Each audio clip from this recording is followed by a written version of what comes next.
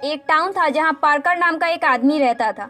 Parker एक dairy का business चलाया करता था, जिसके वजह से उसके पास काफ़ी सारे गाय और भैंसें थी। उसके ये बिजनेस टाउन में काफ़ी ज़्यादा पॉपुलर था, जिसके वजह से टाउन में उसकी अच्छी खासी रेपुटेशन थी। पार्कर एक बिजनेसमैन के साथ साथ एक नरम दिल का और हमेशा ही दूसरों की हेल्प करने वाला इंसान भी था। जब भी किसी को उसकी हेल्प की जरूरत चाहिए होती थी, वो फौरन ही हेल्प कर देता था और फाइनेंशियली भी लोगों की बहुत ही ज़्यादा हेल्प करता था।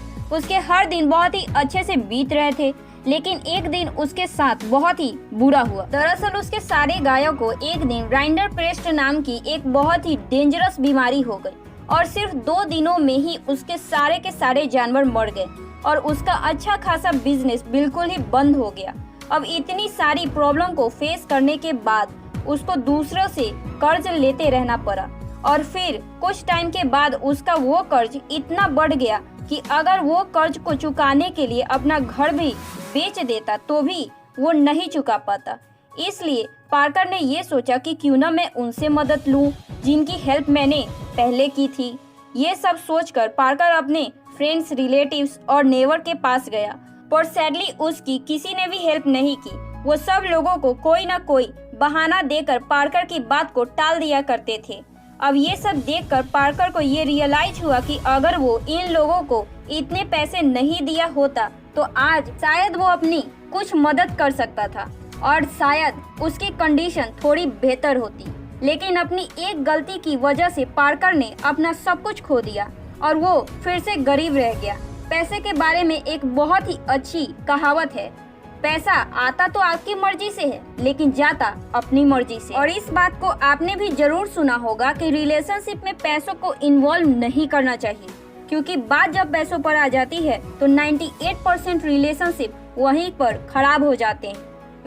इसके पीछे का रीजन ये है कि लोग पैसे लेते टाइम कोई भी मजबूरी सुना देते हैं, लेकिन जब उनसे पैसों लौटाने की बारी आती है तो वो लोग या तो टालना शुरू कर देते हैं या फिर उसे देने से ही साफ इनकार कर देते हैं। ऐसा लगभग हर किसी के साथ होता है और ऐसा आपके साथ भी कभी न कभी हुआ होगा।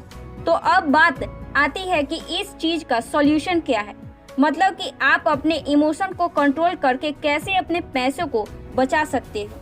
तो इस चीज का सॉल्यूशन ये है कि आप अपने पैसे सिर्फ उन्हीं लोगों को दें जो आपके पैसे लौटाने की हिम्मत रखते हैं। बट प्रॉब्लम ये है कि ऐसे लोग 100% में सिर्फ 5% ही होते हैं, क्योंकि जब बात अगेन पैसों पर आ जाती है तो पैसों के रिगार्डिंग लोगों का समझना बहुत ही मुश्किल हो जाता है।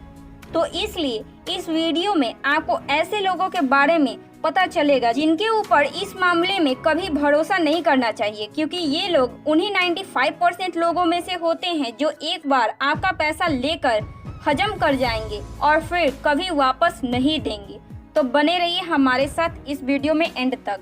Number 1, people who don't have a budget.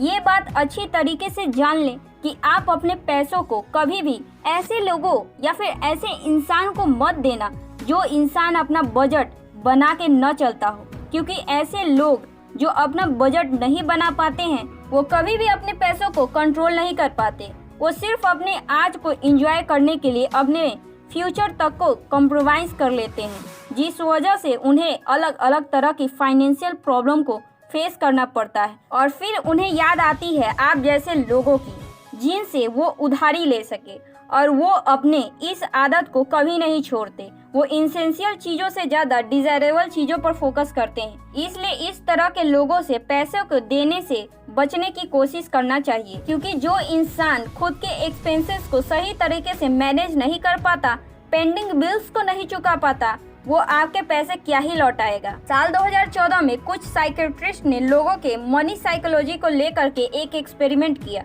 जिसमें उन्होंने ये किया कि उन्होंने वेल्थ के बेसिस पर कपल्स के कुछ ग्रुप्स बनाकर उनके बिहेवियर और मनी स्पेंडिंग नेचर को ऑब्जर्व किया। अब इस ऑब्जर्वेशन में ये बात सामने आ गई कि कपल्स के अंदर भी फाइट सबसे ज्यादा पैसों को लेकर के ही होती है। अब ऐसे कपल्स जिनकी उम्र 30 से कम थी, उनके अंदर ये प्रॉब्लम 52% के आसपास थी। फिर जब इस एक्सपेरिमेंट को कंटिन्यू किया गया और जब वही लोग 30 से ज्यादा के हुए, मतलब कि जब वो 40 साल के हुए, 40 साल के आसपास हुए, तो उनमें ये प्रॉब्लम 52% से घटकर 34.9% ही रह गई। ओवरऑल इसका कंक्लूजन ये निकला कि ज्यादा उम्र के लोग यंग लोगों के कंपेयर में ज्यादा सेंसिबल तरीके से अपने पैसों को खर्च करते हैं। अब इससे आपको एज ग्रुप का अंदाजा लग गया होगा कि किस एज ग्रुप को आपको अपने पैसों को देने से बचना होगा। Number 2, people who spend money to impress others. अब कुछ लोग ऐसे भी होते हैं जो इस बात पर फोकस करते हैं कि दूसरे लोग उनके बारे में क्या सोचेंगे। इस तरह के ज्यादातर लोग दूसरे के सामने खुद को अच्छा दिखाने और शो ऑफ करने के लिए ज्यादा खर्चे करते हैं और ऐसे लोग कुछ बड़े वाले प्लेजर होते हैं। मतलब कि ऐसे लोग हमेशा ये चाहते हैं कि उनके आसपास वाले लोग हमेशा उनसे खुश रहें और उनके रहने सहने और पहनावे की तारीफ करते रहें, और इसलिए इनकी जितनी भी इनकम होती है उससे ज़्यादा तो ये खर्च कर देते हैं और किसी भी प्रायोरिटी को न सेट करके सिर्फ दूसरों को इम्प्रेस करने के लिए अपने पैसों को स्पेंड करते चले जाते हैं, ताकि कैसे भी करके बस वो दूसरों के सामने कैसे भी करके अमीरी दिखाएं। अब इस कैटेगरी के इंडिविजुअल हमेशा ब्रोक रहते हैं, इसलिए ऐसे लोगों से लेन देन करने से 100 बार सोचना चाहिए। एक दूसरा साइन ये भी है कि जब आपके पास पैसे होंगे तब तक वो आपको अच्छे से ट्रीट करेंगे, और जब आपके पास नहीं होंगे तब वो आपको अपना असली रंग, अपना असली चेहरा दिखाएंगे। मतलब कि आपको पैसा न होने पर आपको पूछेंगे भी नहीं। इसलिए इस तरह के लोगों पर भरोसा करने से पहले एक बार जरूर सोच लेना चाहिए। Number 3, people who take from you but never give. हमारे सर्कल में कुछ लोग ऐसे जरूर होते हैं जो एक चिपकू माइंडसेट लेकर के घूमते हैं।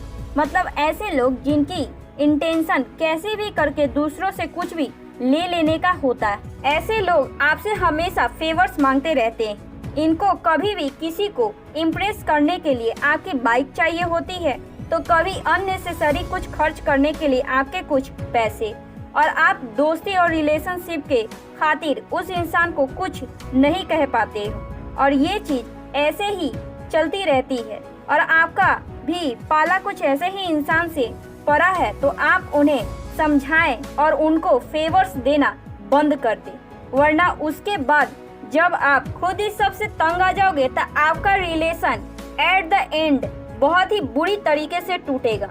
Number 4, people who never invest in themselves. ऐसे लोगों पर तो आप बिल्कुल भी ट्रस्ट नहीं करें जो सेल्फ इन्वेस्टमेंट और खुद को इम्प्रूव करने की कोशिश बिल्कुल भी नहीं करते हो, क्योंकि खुद पर इन्वेस्ट करना दुनिया का सबसे बड़ा इन्वेस्टमेंट माना जाता है। जब आप खुद पर इन्वेस्ट करते हैं तभी आप अपने लिए एक अच्छी जॉब या फिर बिजनेस के लिए प्रिपेयर कर पाते हैं और अपने स्किल्स को भी इम्प्रूव कर पाते हो, क्योंकि आज के टाइम में डिग्री से ज़्यादा स्किल्स को पूछा जाता है। और इस तरह के लोग जो सेल्फ इन्वेस्टमेंट को निगलेक्ट करते हैं वो नेचर वाइज आलसी और कंजर्वेटिव होते हैं, क्योंकि ऐसे लोगों की नॉलेज बहुत ही लिमिटेड होती है और इस वजह से ही वो अपनी लाइफ में कोई भी वैल्यू ऐड नहीं कर पाते हैं। अगर आप इन लोगों की लाइफ को कुछ सालों के बाद भी देखोगे तो भी आपको उनकी लाइफ वैसे ही मिलेगी जैसे पहले थी, क्योंकि वो लोग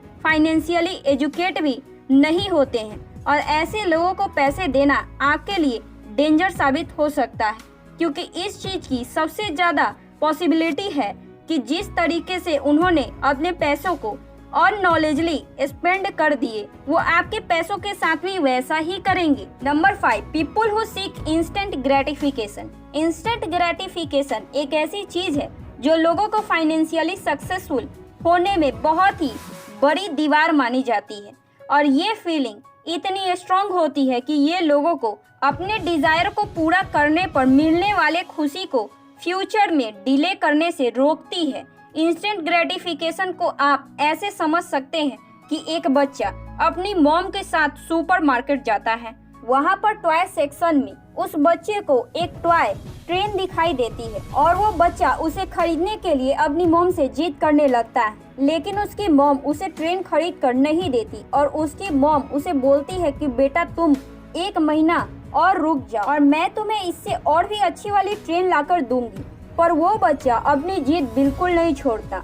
वो वही जोर जोर से रोने लगता है क्योंकि उसे उस वक्त वो ट्रेन चाहिए थी। फिर जब वो बच्चा इतने समझाने पर भी नहीं मानता तब तो फाइनली उसकी मॉम उसे ट्रेन दिलवा देती है और इस चीज से वो बच्चा एक इंस्टेंट ग्रेटिफिकेशन लेकर बहुत ही खुश हो जाता है। लेकिन अगर वो थोड़ा पेशेंस दिखाकर 1 महीना रुक जाता और अगले महीने में उसे इससे बड़ी वाली ट्रेन मिल सकती थी। इससे आपको पता चल गया होगा कि इंस्टेंट ग्रेटिफिकेशन किसे कहते हैं। अब ऐसे लोग जो इंस्टेंट ग्रेटिफिकेशन के पीछे भागते हैं वो कभी भी कुछ भी खरीदने से पहले अपने आप को रोक नहीं पाते और इस चीज पर अपना ज़्यादा से ज़्यादा पैसा खर्च कर देते हैं जो सिर्फ शॉर्ट टर्म के लिए उनको अच्छा फील कराती है। और इस तरह के लोगों को मनी मैनेजमेंट क्या होता है इसके बारे में कुछ भी पता नहीं होता और इस तरह के लोगों को अगर आप अपना पैसा देते हैं तो अगेन ये आपके लिए डेंजर हो सकता है और ऐसे लोगों को आप टोकते हो तो उनके पास एक रिलेशन खत्म करने का बहाना भी मिल जाएगा और जब रिलेशन खत्म हो गया तो उसके बाद तो अपने पैसों को तो आप भूल ही जाइए।